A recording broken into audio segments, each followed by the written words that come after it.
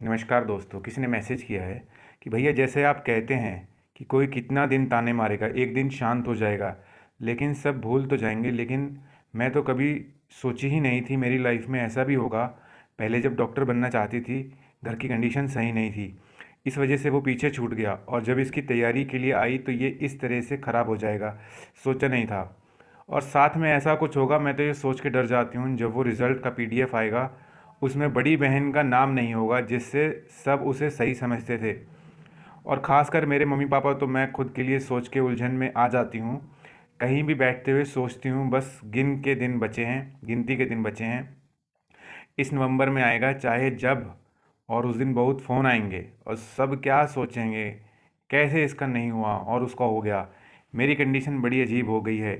अब तो मुझे अपनी लाइफ को लेकर कोई लाइन समझ नहीं आ रही।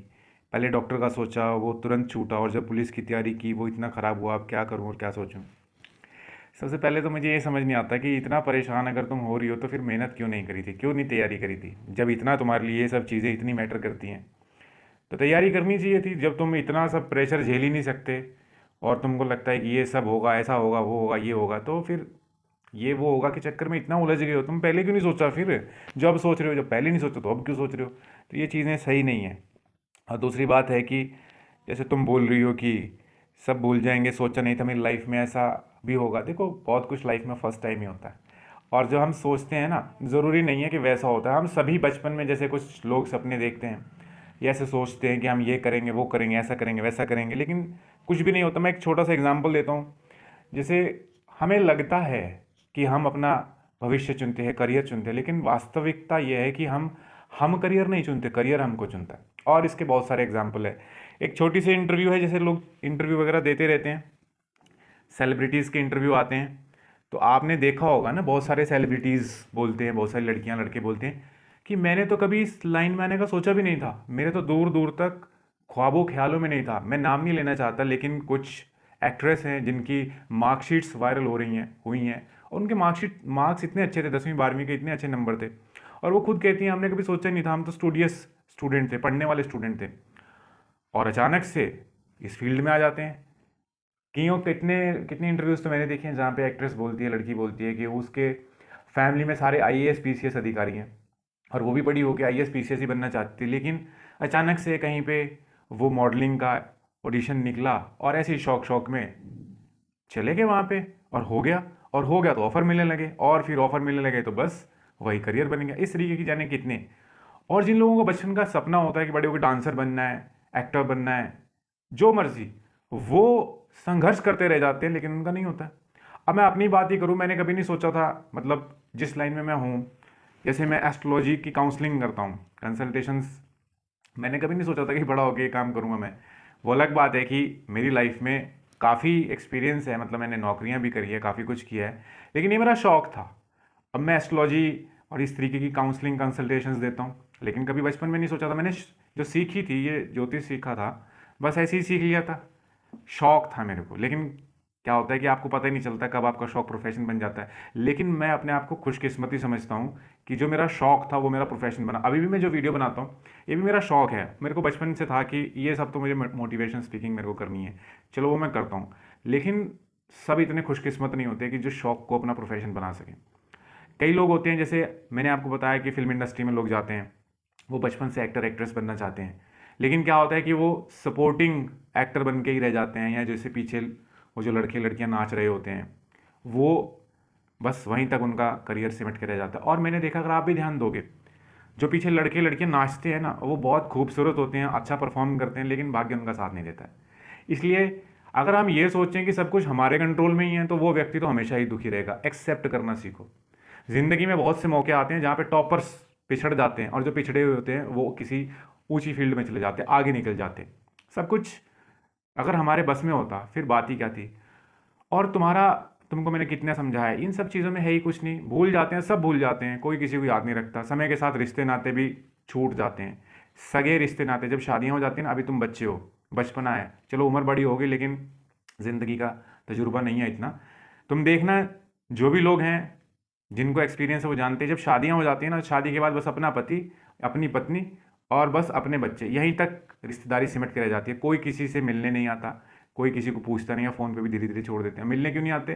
क्योंकि फिर रिश्तेदारियाँ ना पैसे का रूप ले लेती हैं कि लेके क्या आया है, इसको तो देना पड़ेगा। लोग मिलना जुलना ही छोड़ देते हैं। ये वास्तविकता, व्यवहारिकता है। जीवन ऐसे नहीं रहता है।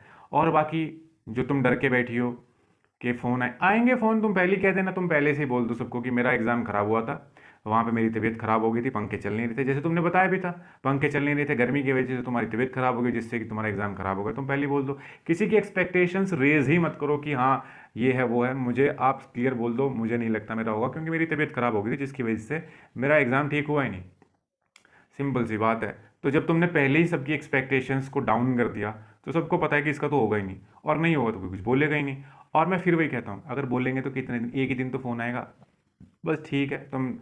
तुम ऐसे बिहेव कर सकते हो कि जैसे तुम्हें बड़ा दुख है, तो तुम्हें खुद ही कोई परेशान नहीं करेगा। तुम किसी का फ़ोन सुनो ही मत, बोल देना मेरी तबीयत ख़राब है, नॉर्मल ऐसे ही तो करते हैं। तो ये मैं डील करने का तरीका बता रहा हूँ। वैसे तो मैं ये नहीं कहता कि इस तरीके से डील करना चाहिए, डील तो ऐसा करना चाहिए, फेस करना चाहिए सिचुएशन को, लेकिन ऐसा नहीं है ना, हम सबको एक ही चीज़ नहीं बता सकते। हर व्यक्ति अलग होता है, उसके लिए एडवाइस अलग दी जाती है, उसको गाइड अलग से किया जाता है। हम सबको ये नहीं बोल सकते कि आप फेस करो, अब किसी में नहीं इतनी ताकत है, तुम तो इतनी परेशान हो जाती हो, इसको ज़िंदगी का ही मुद्दा बना लेते हो, कुछ है ही नहीं इशूज़ तुम्हारे। तुमने ही बताया था ना मेरे को, 50 लाख में से 34 लाख 6,60,244 लोगों ने अपीयर हुए थे। तो 60,244 मान के चलो, 33 लाख से ज़्यादा लोग अपीयर नहीं होंगे, सेलेक्ट नहीं होंगे। 33 लाख लोग तुम्हारी वाली सिचुएशन ही फेस कर रहे होंगे ज़िंदगी में। तो कोई मैटर नहीं है, 1-2 दिन होते हैं, मुश्किल से निकालने पड़ते हैं, हो जाता है, कोई दिक्कत नहीं, निकल जाएंगे, तुमको पता भी नहीं लगेगा। और रिश्तेदार है वो तो पूछते ही हैं, और तुम्हें थोड़े फ़ोन पे जवाब देना होता, तुम्हारे पेरेंट्स को देना होगा, वो बोल देंगे। तुमने पहले पेरेंट्स को क्लियर कर दो कि मेरा पेपर ख़राब हो गया था और मुझे इस फील्ड में जाना भी नहीं था। कहते हैं ना कि अंगूर खट्टे हैं, कि अंगूर नहीं मिले तो अंगूर खट्टे हैं, मतलब हमें चाहिए भी नहीं था। मैं तो फील्ड में जानी नहीं चाहती थी, मुझे तो टीचिंग लाइन अट्रैक्ट करती है। देखो सिंपल सा तरीका, बात करने के तरीके। अब इसको बोलते हैं कि अपना अपना फेस बचाना, कि अब ठीक है, कुछ लोगों को होता है, किसी तरीके से डील कर सकते हैं, तुम बोल सकते हो। लेकिन अब तुम ना अपने साथ ये कंपैरिजन करते रहते हो कि मेरी सिस्टर का हो जाएगा, उससे कोई मेरी उम्मीदें नहीं थी, तुम्हें अंग्रेजी मीडियम में पढ़ा है, ये वो ऐसे। इन बातों में कुछ नहीं रखा। अंग्रेजी मीडियम मीडियम ही तो है। अब कोई अंग्रेजी में पढ़ रहा है, हिंदी में पढ़ रहा है, ठीक है, लोग पैसे अंग्रेजी के ज़्यादा लेते हैं, लेकिन पढ़ाई तो वही कराते हैं ना। अब मेहनत बच्चा करेगा। अगर मैं अब ये जो मैं बोल रहा हूँ, अगर मैं हिंदी में बोल रहा हूँ तो मैं समझ में आ रहा है, अगर अंग्रेजी में बोलूँगा तो भी समझ में आ जाएगा। मैटर तो वो है ना, मैटर तो ये करता है कि मैं बोल क्या रहा हूँ, मेन चीज़ वो है। तो कुल मिला के बात यही है कि तुम ज़्यादा पैनिक हो जाती हो, ये तुम्हारी आदत है ओवर थिंकिंग की। मैं तुम्हें सच बता रहा हूँ, ये तुम्हारी आदत है। जब एग्ज़ाम हुए नहीं थे तब तुम कहते थे भैया वेरिफिकेशन, तुम वेरिफिकेशन तक ही पहुँच गई थी। मैंने तब भी तुम्हें कहा था वेरिफिकेशन के चक्कर में मत पड़ो, पहले तुम अपनी पहले स्टेज तो क्लियर करो, वो तो आखिरी है, तुम्हारा ध्यान ही आखिरी स्टेज पे था। अब पहला स्टेज क्लियर नहीं हुआ, अब ये परेशान। फोकस कमज़ोर है। फोकस एट ए टाइम एक चीज़ पे लगाना चाहिए और स्टेप बाय स्टेप चलना चाहिए। अब तुम्हें ये समझ में नहीं आ रहा कि तुम्हें लाइन क्या पकड़नी है। लाइन कुछ भी नहीं पकड़नी है, तुम्हारे लिए ज़्यादा कोई लाइनें है ही नहीं, तुम्हें टीचिंग की लाइन ही है।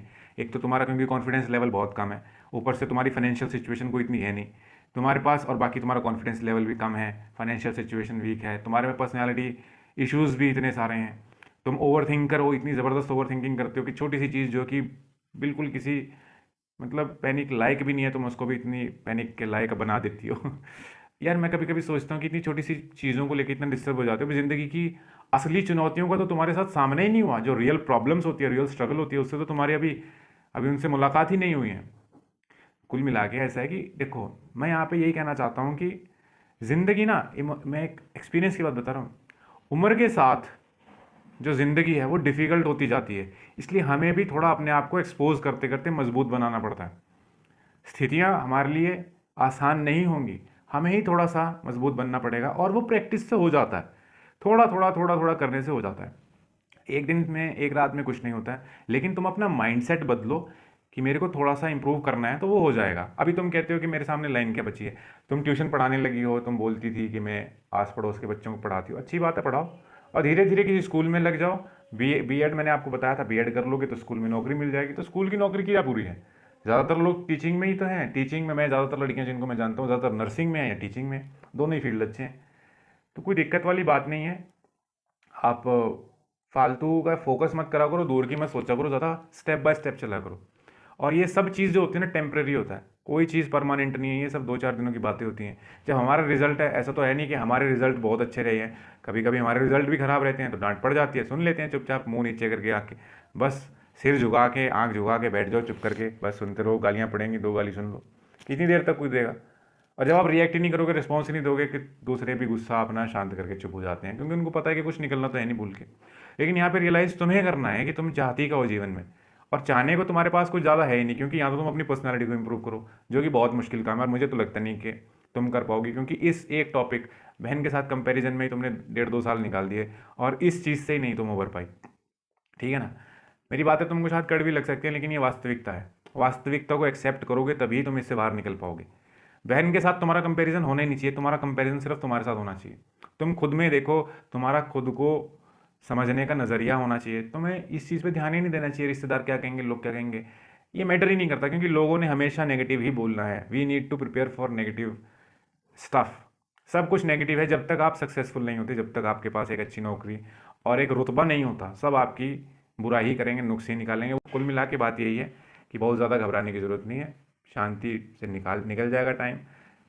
शांति से आप रहना, बहुत घबराने की ज़रूरत नहीं है, अपना शांत रहो और अपना टीचिंग लाइन पे फोकस करो। बीएड करोगे तो ठीक रहेगा तुम्हारे लिए, और इतना घबराने की कोई ज़रूरत नहीं हुआ करती।